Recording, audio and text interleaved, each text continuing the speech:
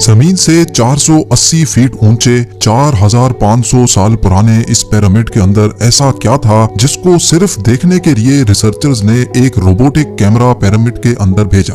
एक जगह पर आकर रोबोटिक कैमरा रुक गया क्योंकि अब उसके सामने पत्थर का एक स्लैब था। रिसर्चर्स का मानना था कि इस स्लैब के पीछे जरूर कोई ऐसा राज छुपा है जो पिछले 4500 सालों से दफन है। ये राज इनको हर कीमत पर जानना था, इसलिए उन्होंने रोबोट के आगे एक ड्रिल मशीन लगाई जिसने उस पत्थर के स्लैब में बारीक छेद कर दिया।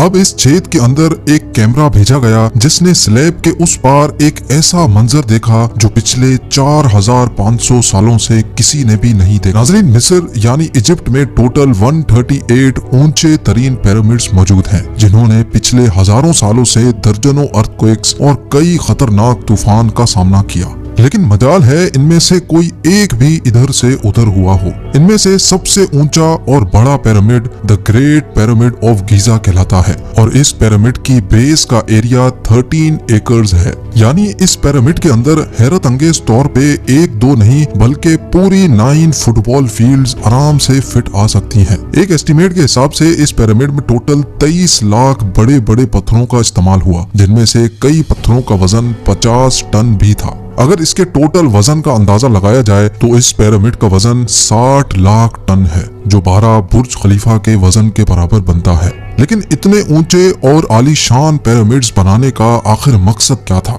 हजारों साल पहले जब इंसान के पास कोई टूल्स भी मौजूद नहीं थे, तब इन पिरामिड्स की दीवारों को कैसे इंच बाय इंच लेवल किया गया?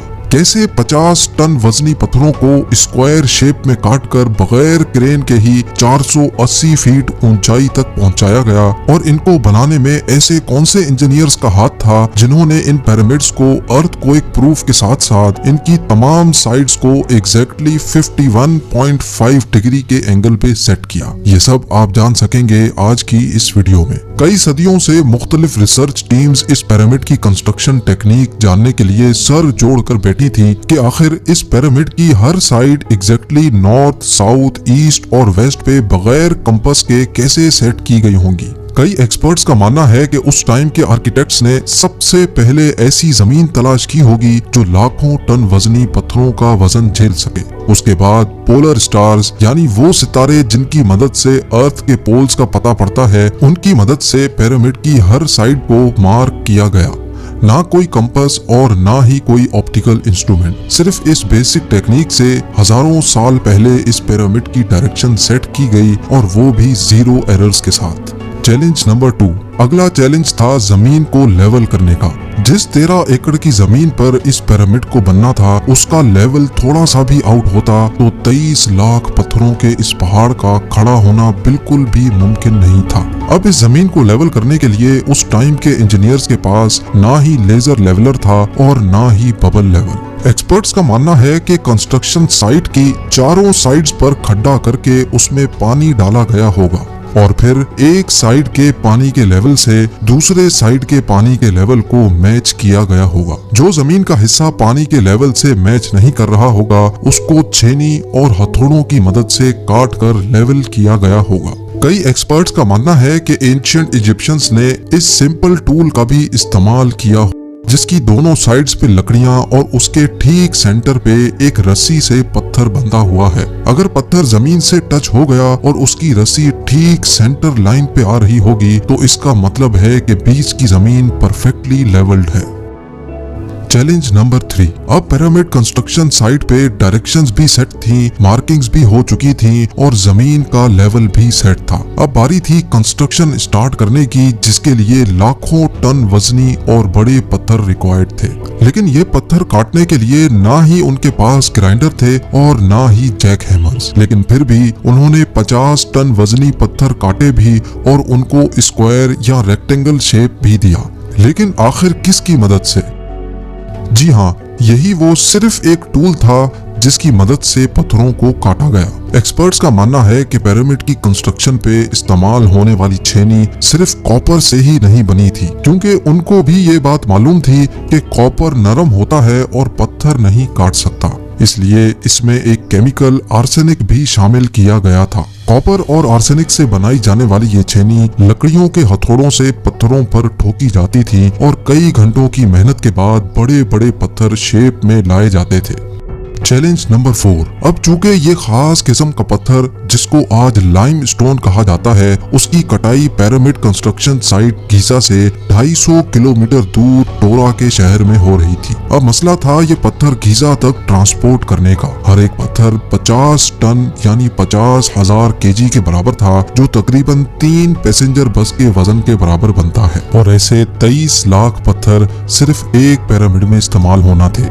इतना ज्यादा वजन ट्रांसपोर्ट करने के लिए ना ही उस दौर में कोई जानवर काम आ सकता था और ना ही उनके पास ट्रक्स मौजूद थे। हत्ता कि अगर आजकल के जदीद दौर में भी ये काम करना पड़े तो ट्रांसपोर्ट कंपनीज को अच्छा खासा टफ टाइम आएगा। हैरत अंगेज तौर पे ये काम वर्कर्स और कश्तियों की मदद से किया गया। जी हाँ, टोरा और गीजा के दरमियान मौजूद रिवर का फायदा उठाया गया और बड़ी बड़ी कश्तियों में पत्थर लाद कर पिरामिड साइट पर पहुंचाए गए। एक्सपर्ट्स का मानना है कि ये काम इतना आसान नहीं था। शिप्स में इतने बड़े पत्थर की लोडिंग और अनलोडिंग में कम से कम भी 500 मजदूरों की आर्मी एक ही वक्त में लगाई गई होगी। Challenge number 5। जो एक्सपर्ट्स की टीम्स पिरामिड की कंस्ट्रक्शन पर रिसर्च कर रही थी, उनको अब अपने कई सवालों के जवाब मिल चुके थे, लेकिन एक बात उनको हर वक्त सता रही थी कि लाइमस्टोन कट भी गए, ट्रांसपोर्ट भी हो गए और कंस्ट्रक्शन के दौरान एक के ऊपर एक लगना भी शुरू हो गए। मसला ये था कि पत्थर इतनी ऊंचाई तक आखिर पहुंचाए कैसे गए होंगे। कई एक्सपर्ट्स का मानना है कि पिरामिड की कंस्ट्रक्शन से पहले ही ये प्लान कर लिया गया था।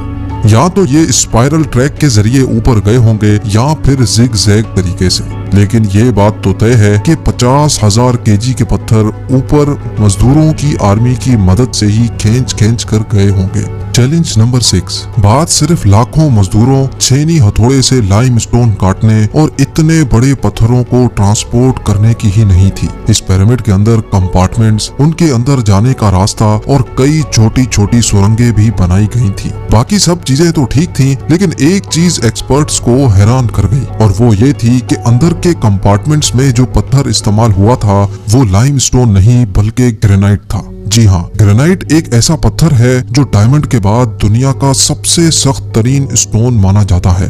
आजकल के मॉडर्न दौर में भी ग्रेनाइट बड़े बड़े ग्राइंडर्स की मदद के सिवा काटा ही नहीं जा सकता। दुनिया भर से कई आर्कियोलॉजिकल एक्सपर्ट्स को पिरामिड का विजिट भी करवाया गया, लेकिन किसी को भी इस बात का सुराग नहीं मिला कि 4500 साल पहले इजिप्शियंस ने ग्रेनाइट जैसे ठोस पत्थर को इतनी सफाई से कैसे काटा था। आखिरकार कई सालों के बाद एक्सपर्ट्स ने इस मिस्ट्री को भी सॉल्व कर दिया। इजिप्शियंस ने ग्रेनाइट को इतनी सफाई से एक ऐसे आरे से काटा था जिसके दांत ही नहीं थे। जी हाँ, बगैर दांतों वाले इस आरे के दोनों साइडों पर वजन डालकर इसको ग्रेनाइट पर चलाया जाता था और बीच में बजरी डाली जाती थी।